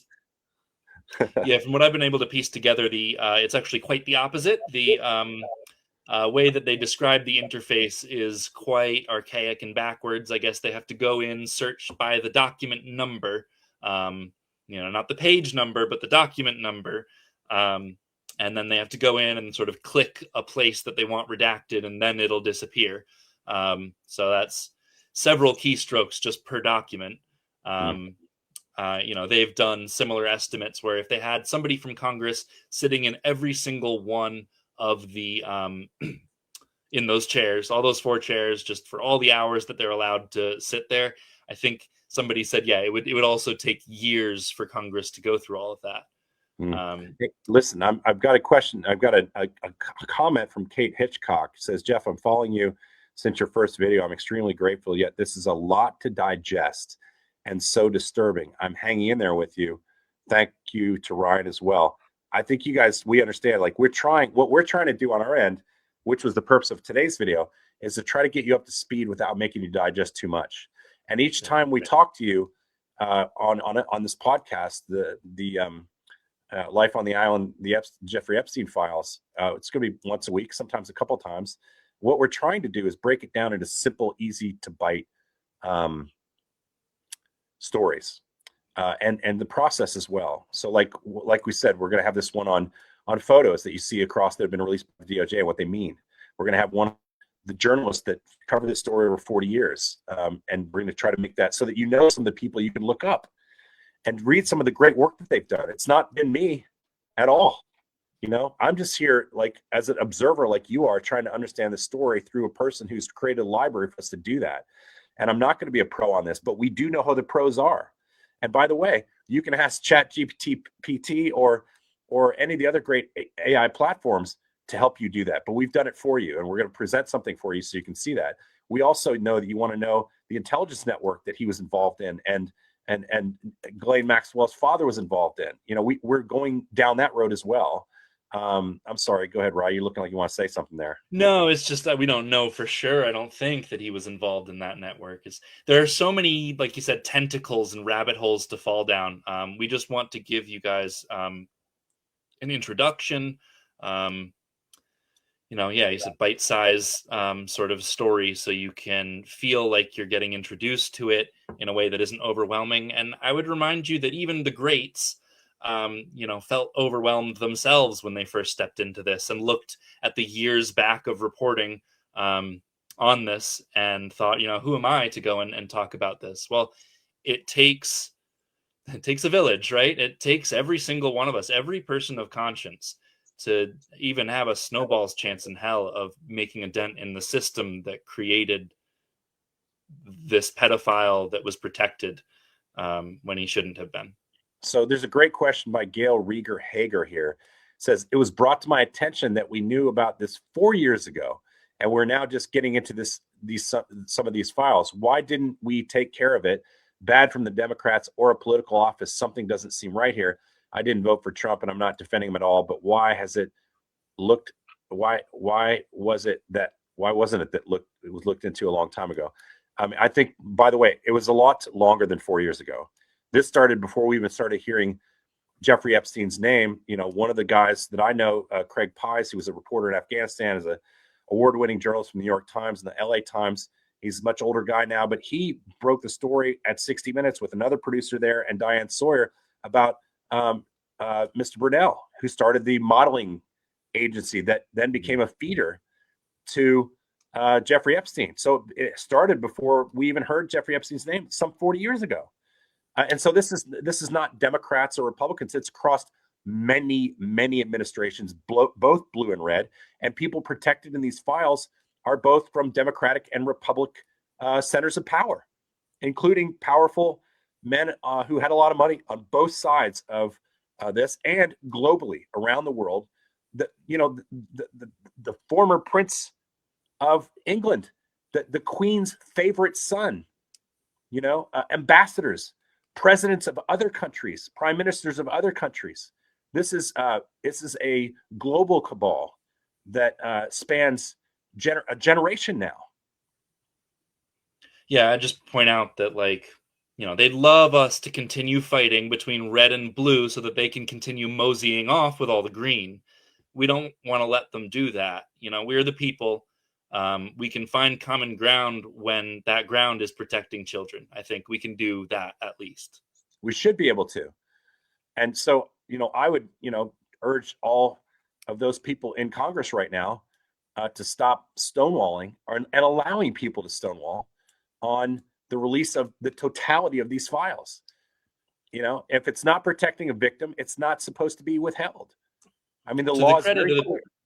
To the credit of some of the members of Congress and the House Oversight Committee, they are fighting. But again, there seems to be a lot of stonewalling, sandbagging, delaying, and excuses that are making it very difficult for those people. Representative Stansbury, for one, is spearheading the investigation into Zorro Ranch. That's her constituency, is New Mexico. And there are others. There's the FDA investigation, which I want to get more in depth on, or the DEA. There's a lot of different threads here, and there are a lot of different Congress people on both sides of the aisle that are fighting for this. Thomas Massey and Ro Khanna famously sort of spearheaded, I believe, the act that got these documents eventually published. Nancy Mace of South Carolina. Proof positive that Republicans and Democrats can work together if it's important enough. We have to hope that. If we can't do that, what are we going to be able to do? What in the rest of society is worth it if we can't protect the most vulnerable among us? I'd like to see, Holly's been writing down. I guess Holly just told me I've not been seeing my Substack stuff. No, they don't come in. They're not coming in on the one program I'm under, which is combining all these different platforms together so we can talk to everybody. And I had Holly write some Substack questions down. I'd like to, you guys all humor me for a few minutes. We're going to go over a couple of those. I know we're really going long, but we still have some people here, and I'll maybe ask 5 questions or so from Substack. A lot of questions are overlaps, but there's a few that are kind of housekeeping related. There she is. Someone wants to know, Julie wants to know if she can restack these podcasts. Yeah, these part of what we're doing here, we always have people come and ask me, I can't afford a paid subscription. A lot of the stuff we're releasing, especially the Epstein stuff, is going to be available to everyone. We're trying to make as much of that available as possible. We're also trying to grow our platform so that we can generate some income so we can do the work. It's not free. We can't do this work for free. And there's resources that we need. If I file a FOIA request and they come back and tell me I have to pay $1 a page for the next 200 pages of this one document, and that's very possible. They try to stone you out and say, well, I know you're a member of the media, but we're not going to waive this fee, and we're not going to give it to you digitally. So it's going to be $1.25 a page. And you've asked for 10 documents and it adds up to 7,000 pages, right? I mean, that happens, and you have to make a decision, right? So we will be doing things that cost money. So that's why we're trying to get people who support our work to go on our Substacks and support us there. But a lot of the stuff we're doing, we're also putting out there for people. Rye's page, that is his Epstein-data.com, is a resource that he's built, which is free, that you can look at and use. And I think he also has a subscription on that page that you can utilize, right? Isn't that right? Yeah, so there's a Buy Me a Coffee link, but you can also subscribe to my Substack. I make posts on there occasionally, sort of trying to forwardly communicate some of the investigation reports that I run. But you can certainly do the Buy Me a Coffee. Buy Rye coffee. He's drinking like 5 coffees a day out of my Nespresso at $2 a hit. Yeah, you And I gotta gave him pay free Jeff lunch back for today the for coffees I Christ's drink. sake. Help us out. All right, what other questions? Someone said that Rye's dog Bear needs kibbles too. Yeah, he does. Rye, but you know why? Because Soft Rye, kibbles. because Rye puts his food down for Bear, his little dog, every day, and my fucking dogs run into his room and steal his food. So, yeah, he needs help. I'm not going to pay for his fucking kibbles if he can't manage his own food. Go ahead. Okay. Let me talk to Rye. Okay, so someone said that your site has entries for both AI and search. Yes. They wanted to know what the difference is in the output between those two. Okay, so one's more just like searching the database yourself, and the other one is having AI search the database for you, if that makes sense. So, one you can just type like you would into Google, a question with quotes around it or whatever if you want the exact phrase, or just without the quotes if you allow sort of it's called bag of words approach. And that should bring up an interface. I always encourage people to just click around and try. If that explanation doesn't quite make sense, try searching something on both of them, and then thinking of that explanation again. And you're not gonna hurt anything he has up there. No, and if something goes away that you opened, you can just open it again. It's like putting your book back down on the table, and forgetting to put the bookmark in. You can just go back and find it later. It's not a big deal. Don't be scared to experiment and dive into the data, and knowing that you can keep going back. He's probably going to say, well, don't do it too much because you have 1,000 inquiries a day. All right, next question. Okay. Rye's looking at me like, what the hell is this guy talking about? So I was probably deep in scribbling questions down. You must have talked about cost to use Claude's functionality fully, because right. So I pay the full $200 a month, but I've done that since I was in a PhD program I just defended in November, and I don't know if it's an addiction or I've just gotten used to having sort of technological superpowers. But when you run Claude as it's called Claude Code. There are instructions to do this on my website. When you run it as what's called an agent, where it's running on your computer, it's not just in the web interface. It can create files for you. It can iterate on something. I can give it a task and then come back 12 hours later and it's worked on it for 12 hours at a pace much faster than any human would do. So that's about $200 a month. That allows me to build the website and do the archiving faster than I certainly would ever be able to do myself by hand. But in terms of the ongoing costs of the website, I've intentionally built it to be quite minimal. I get, I think about $20 a month for the actual hosting. So no more than a Netflix subscription. And then the domain name is like, $10-20 a year or something. Now, that's not to say that I can't make it more advanced. So with more funding, I could increase the value of this platform, I think. But for what would you do? What would you do? No, I had actually a question. I could make the AI smarter. I'm using a free AI right now, or a series, a cascade of about 10 of them. So I think it does 90% of the job I would have if Claude were in there doing it. But I know that 10% can sometimes matter because I work with Claude every day, basically. So someone listening, Rye, Thoughtful Susie, wanted to know if you could put together a budget to use Claude's functionality fully. I don't know. Oh, I see. Why she's asking that, but she's asked that question. Interesting. So to have Claude running all of those AI searches, what it would cost. I mean, I can estimate that. Okay. Not off the top of my head, but I can certainly do that math out. Put it together for. Yeah. And I have there's one more question. Have you indexed anything beyond the files, like journalist articles or anything else? Not yet. But you have put together things for me that were not a part of the files, but like put together debriefers for me, or things we're putting together about the journalists as well. Those things we're going to have in future podcasts. Right. But go ahead. But as far as like ingesting onto the databases in the website, I have and intend to keep up with It's called ingesting the depositions that come out. So Richard Kahn, the accountant, and Darren Indyke, the attorney of Jeffrey Epstein, were deposed this past week. And when their videos come out, I intend to have them right next to Les Wexner and the Clintons, who were both deposed. I already have their transcripts embedded next to it with the video. So you can click on that part of the transcript or search the transcript to see what they said, and it'll click right to that part of the video. So there is a page on that. And it's, there's only 3 of them for now, but certainly with Pam Bondi scheduled to appear, is it April 14th, was it? Maybe they'll get more informative. Certainly, I think the accountant, Richard Kahn, said some things about the people who were financially involved with or related to Epstein. We'll have to wait for the exact transcript to come out, but they are getting a little bit more juicy as time goes on. And then, yes, I would like to integrate a page of just prior landmark reporting on this topic. So, Julie K. Brown is prolific in this field, and there are many, many others that we don't have the time to mention all of them.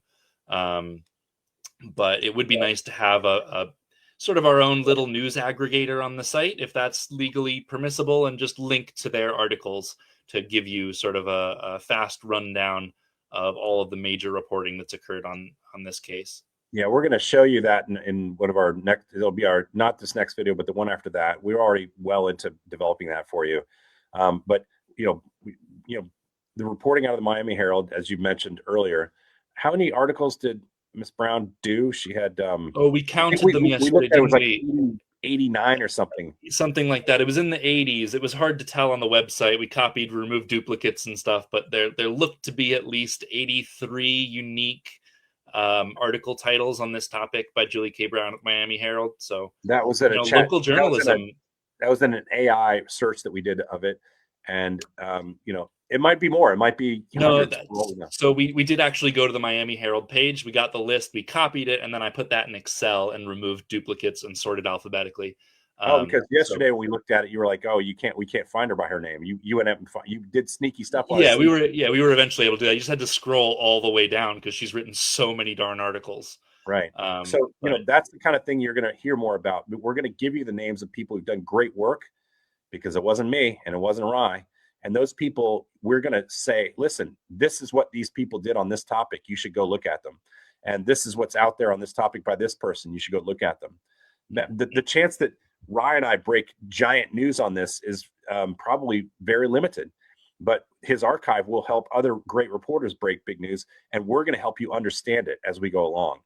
And that's the best I think I could try to do without, stepping on work done by much better reporters on this topic.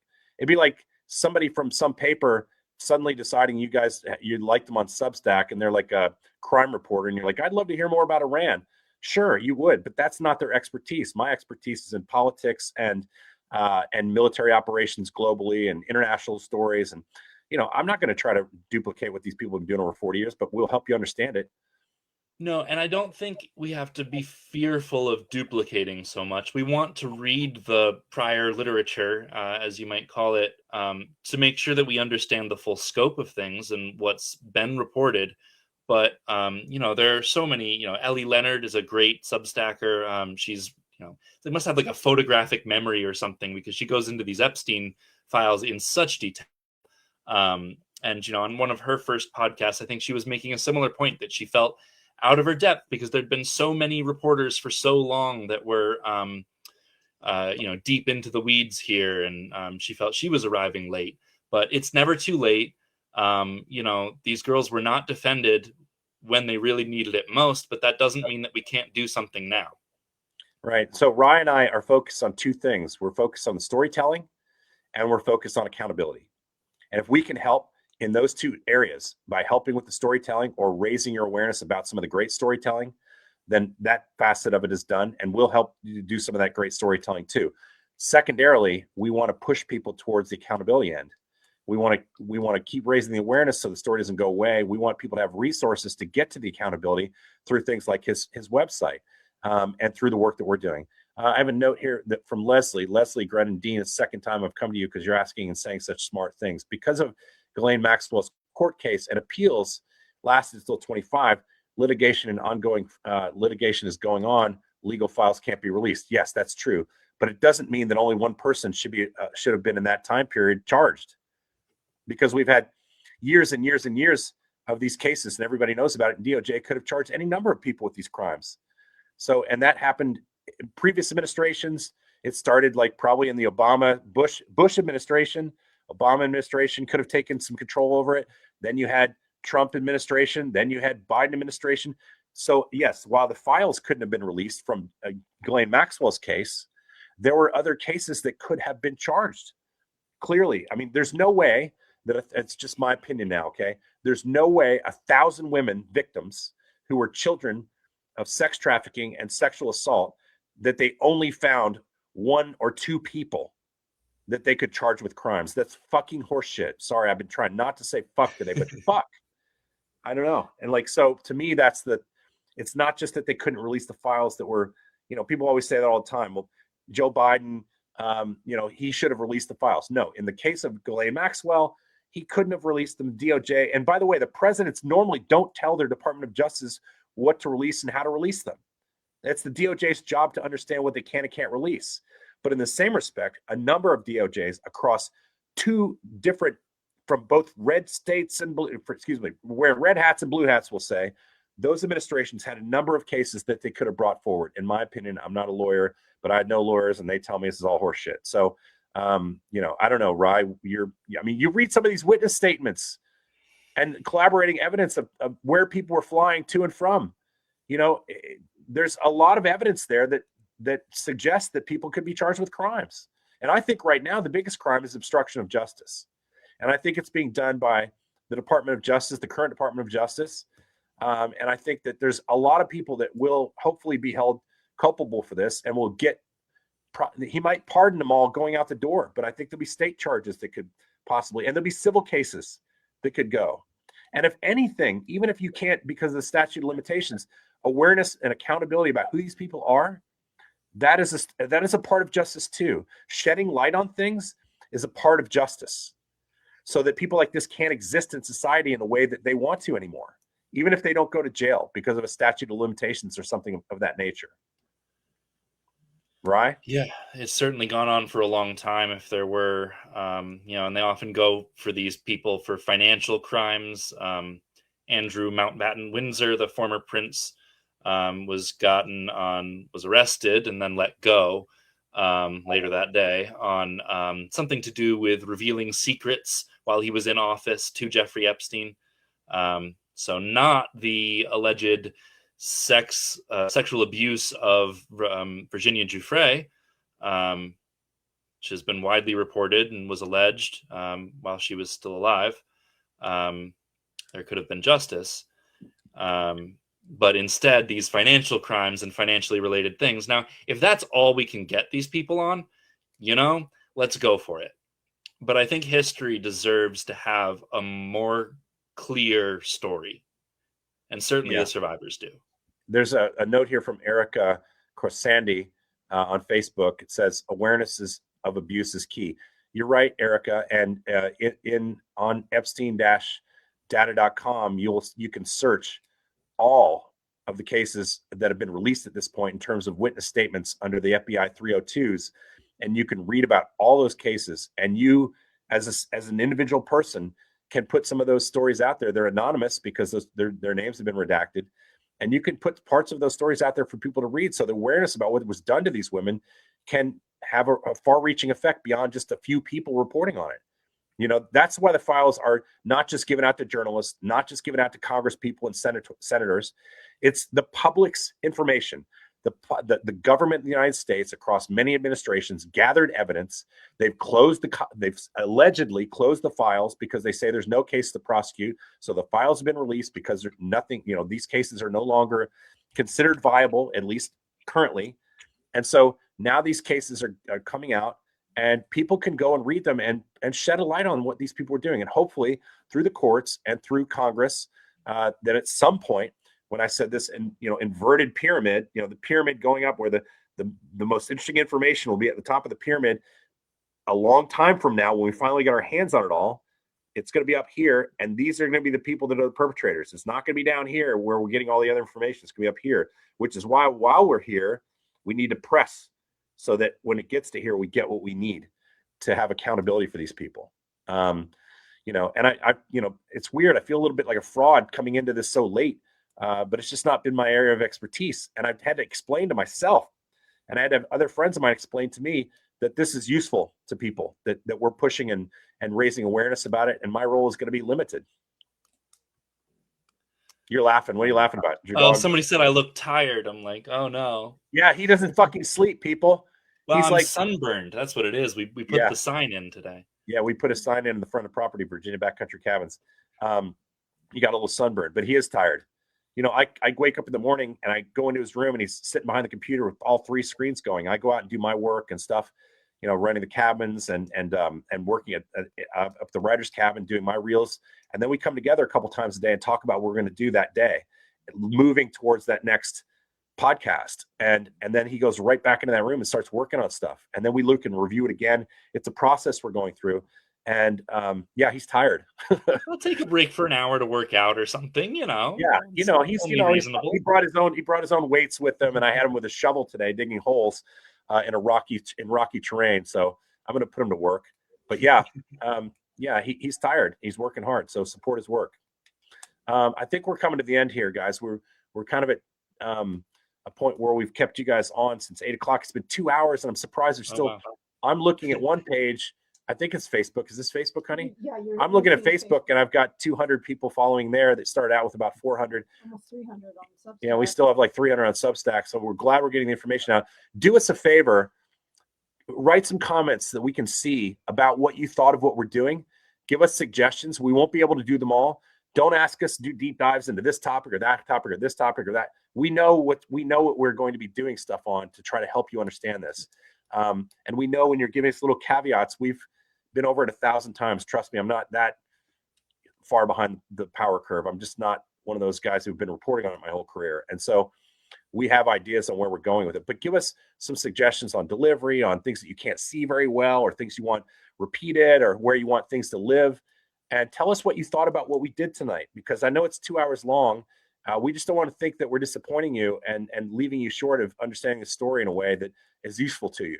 All right. So thank you guys, everybody, for coming online, and we really appreciate your support. And so, and Misfits of my Misfits, they're over on Substack, and those of you who are on Facebook on both Jeff Newton's account and from the Writer's Cabin. I think I started out with, just to have some perspective, when I started doing this stuff about 2 months ago now, I think it was about December 23rd or something like that, I had 1,900 friends following me. And today on my personal Facebook page, I think I hit 180,000. And then on from the Writer's Cabin, which wasn't even a site about a month ago, we now have 66 or 67,000. So we're around 250,000 followers now who are following this, I don't even know what it is, rant that we're doing every day. And I appreciate that. We're monetizing it on Substack the best we can so we can pay for the work that we're doing. And so I can feed my dogs, occasionally buy myself some ice cream. And Rye is just starting out on this, and we really need to help grow his pages the best we can to support the work he's doing. I mean, he's applying for jobs, but if we can keep him from applying for jobs, but people want to know what he's looking for. If people want to know what he's looking for, Rye, why don't you explain it to him? Things adjacent to this, dealing with AI agents for good. I think a lot of people are afraid that it's going to take jobs, and I think it can make them. I think there are whole new industries probably that we are not addressing because of these new tools that we have, and working with some of the sort of cutting edge software programmers and architects of today would be really interesting to me. So software engineer, data analysis, if it's on a computer, I'm usually interested in it. Something to do with a large database of numbers or text or video. Building the architecture that helps people understand the stuff, especially through this new technology and AI. it's not just about using an AI program like you and I might do by putting something in Chat GPT or asking it a question. It's about literally building the architecture of the internet. And if you think about, you got to have a place to store things. You have to have a way of analyzing things. And he's the kind of guy who can help you do that. So if you're looking for somebody that can do that, reach out to him in about, 12 months when I'm done with him. You got a few more signs to put in. Got some more signs, some more holes to dig, got some more dogs to feed. All right. I'm not going to let him have the last word because it'll be smarter. All right, you guys, take care. Thanks. Have a great night. We're going to come back with some more of this stuff, and we'll be catching up with the international news and Iran and other important stories starting back again tomorrow. And we'll have the other Epstein stuff in the next couple of days. We might not do it over the weekend. We might wait till Monday to put one of these out, but we might do one tomorrow night. We'll see. We'll see where we are. We're not beholden to a schedule. We're beholden to releasing things when we think they're ready to be seen. Okay. Thank you guys and have a great night.